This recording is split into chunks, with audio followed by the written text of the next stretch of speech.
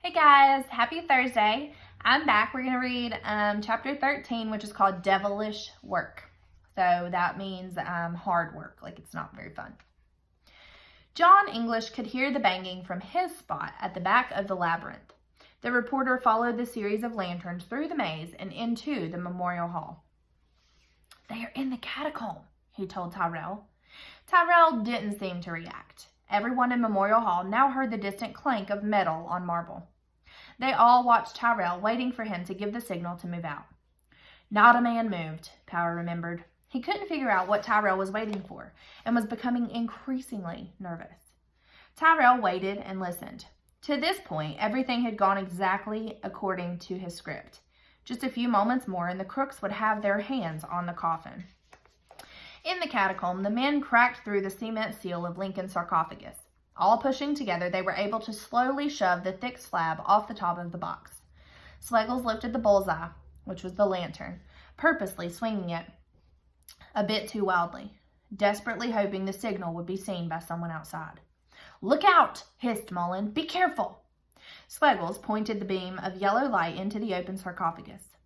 Inside, as they had been told, was the red cedar coffin. So they're down to the wooden coffin now. They quickly cut through the cement, holding the panel at the head of the sarcophagus. This allowed them to begin dragging the coffin out of the marble box.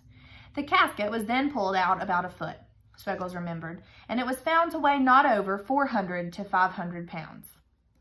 That's pretty heavy. Not as bad as Mullen and Hughes had feared. 3 men could handle it, though not for long distances. They'd need the wagon nearby. Mullen checked his watch. Nearly 9:30 p.m. Billy Brown hadn't given his whistle yet, but Mullen figured he should be getting to his spot in the woods any moment. "You had better go and see if you can find anything of him," Mullen told Swaggles, "and get him to come help carry this." He warned Swaggles not to try coming back up the hill to the monument without signaling first. "We are not going to let anyone come monkeying around here." Mullen and Hughes began gathering the tools as Swaggles set down the lantern and ran down the hill, away from the monument. He scurried into a clump of trees at the base of the hill, exactly where Brown was supposed to be hiding with his team of horses and wagon. "When I got a bunch of woods between them and me," Swaggles said, referring to his partners in the catacomb, "I turned sharp to the right and up the road leading to Memorial Hall." Tyrell and his team were still waiting inside. They saw a man's figure approaching the door. "Wash!" The door squeaked as Tyrell swung it open. Swaggles gave his update. The man had already moved the coffin a foot or so, just the evidence Tyrell was waiting for. "You stay here," Tyrell told the roper. And signaling to the detectives, he said, "Let's go." They all drew their pistols and headed out the door. English followed behind to watch. Up to this time, he would soon write, everything had worked to a charm. Not a mistake had been made. The moment Tyrell's feet hit the cold pavement, he realized he hadn't put his boots back on. Too late now, he figured. He hurried on in his socks. The others spread out behind him on the grass. Then suddenly, boom! The unmistakable crack and echo of a gunshot. In the silence of the cemetery, it sounded like a volcanic eruption. Tyrell turned to the blast. George Hayes' pistol was smoking. The thing had accidentally gone off as he ran. The element of surprise was lost. "Come on!" Tyrell shouted. He sprinted around the monument to the catacomb door and kicked open the unlocked iron gate, pointing his pistol into the dark chamber. "Come out with your hands up!" No response. Tyrell slid inside, his back flat to the stone wall. His eyes moved uselessly around the tiny space, too dark to see anything. "One wrong move and you're dead, man." There was no sound, not even breathing. Tyrell pulled out a match and lit it. The room was empty. "The marks of their devilish work were plainly visible," he reported. Flaming match in his hand, Tyrell's eyes darted around the room. A marble slab leaning on the wall, another on the floor, a broken padlock, pieces of hacksaw blade, a chisel, an axe with marble dust on the blade. "Search the grounds!" Tyrell roared to his detectives. "They can't have gone far." He ran back outside and again felt the cold ground through his socks. He dashed around the monument, grabbed his boots, pulled them on, and joined the hunt. Powers stood outside the door of Memorial Hall, looking out at the grounds. It was now approaching the time for the moon to rise, he recalled. He watched the search in the faint light. With the cocked pistol in his hand, Tyrell started up one of the 4 sets of stairs around the monument. Each staircase led to the terrace surrounding the obelisk 16 feet above the ground. He got to the top of the stairs and stepped onto the terrace. About 70 feet in front of him, a figure darted toward a stone column. "Halt!" Tyrell called, lifting his gun. The figure didn't stop. Tyrell fired. The man shot back and disappeared around the corner. Tyrell chased and saw 2 figures ducked behind granite pedestals. He fired again. 2 bullets screamed back at him and sped past, so close he felt the wind on his cheek. "Men, come up here!" Tyrell screamed. "We have the devils up here!" John MacDonald raced up the stairs shouting, "Men, surround the obelisk!" Okay, and this picture I'm about to show you is an artist drawing of the tomb chamber. So that's kind of what it would have looked like.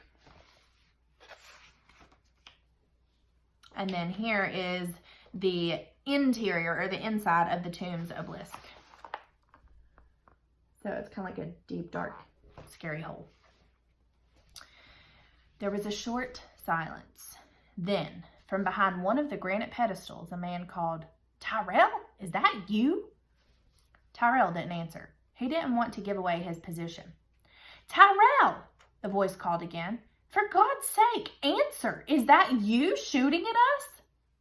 The men peeked out from behind the pedestals. Tyrell lifted his pistol to fire, and in the light of the rising moon saw he was aiming at George Hay and John McGinn, which were the spies. "My gosh!" gasped Tyrell. "What a narrow escape!" "Then the villains are gone," groaned Hay. And they really were. Tyrell later blamed George Hay's accidental gunshot for alerting the body snatchers, and allowing them to escape. But he was really to blame. Why had he waited so long once the men started cracking open the sarcophagus? And why hadn't he stationed anyone outside the monument to keep watch on the catacomb door? Let's go back to the moment Swaggles left the sarcophagus, supposedly to go find Billy Brown. Swaggles disappeared into the woods, leaving Hughes and Mullen in the tiny room, with Lincoln's coffin at their feet. Something about the setup made them nervous. It's not that they suspected Swaggles of double dealing, but their crook's instinct told them not to stand around in this enclosed space. They'd be safer waiting outside, where they could spot anyone coming, and where escape routes existed. Leaving the tools behind, the 2 men jogged down the hill toward the dark line of trees. They lay on the grass out of sight, listening and watching. The thin light of the rising moon gave them a dim view of the Lincoln Monument, about 100 feet away. Just seconds after they reached their spot, they saw shapes moving, black silhouettes against the monument's gray marble. Swaggles and Brown? No, there were too many figures, 4 or 5. Then came the explosion of Hay's pistol. At that point, Hughes and Mullen jumped up and darted through the woods toward the nearest fence. They climbed over and started sprinting down the street. The streetcar from Springfield had just finished its last run of the night. The driver, Charles Elkin, would later tell police he saw 2 men speeding past and heard a burst of gunfire, the shootout on the monument terrace. Hughes and Mullen ran until their legs throbbed, then walked, continuing north all night. As the moon rose higher, the sky got brighter. Whenever they heard a wagon approaching, they ducked into a ditch or bushes along the side of the road. By dawn, they were many miles from Springfield. Back at the monument, Power lit a bunch of lanterns and handed them out to the detectives. All were pale and quivering with emotion, he recalled. Seeing the agony in Tyrell's eyes, Power couldn't help thinking the operative had actually been lucky. If Tyrell had found them in a catacomb, noted Power, entering the door as he did, they could and would have seen and shot him before he could have learned which one of the dark corners they were in. The entire group walked to the catacomb to inspect the damage. Power's main concern was Lincoln's coffin. Was there any chance it had been opened? He crouched down, holding his light near the wood. There were no cracks, no signs it had been forced open. Then he examined the screws holding the box together, one by one. The grooves were filled with a flaky layer of orange dust. If anyone had tried to turn the screws, the screwdriver would have chipped the rust. The remains up to that time were absolutely safe, Power reported. All the evidence was left in place. Power slid a new padlock on the iron door and clinked it shut. The men gathered in Memorial Hall to discuss next steps. Tyrell suggested that he, McDonald, and Hay take the midnight train back to Chicago. Hughes and Mullen would surface there sooner or later, Tyrell figured, and with luck, they might even be on the train. Washburn and McGinn agreed to stay in Springfield to inspect the grounds by daylight and question possible witnesses in town. Then they all walked back to town. It was past 11 p.m., but the streets were still brightly lit and crowded. People stood outside newspaper offices waiting for election results to come in from around the country. English wrote up a quick story on the monument break-in and telegraphed it to the Tribune offices in Chicago. Washburn sent a much shorter wire to Robert Lincoln. Parties escaped, temporarily baffled but confident of arrest soon. So pretty much we failed, but we're going to catch them. It's okay. And that's the end of chapter 13. We'll be on 14 tomorrow. Bye, guys.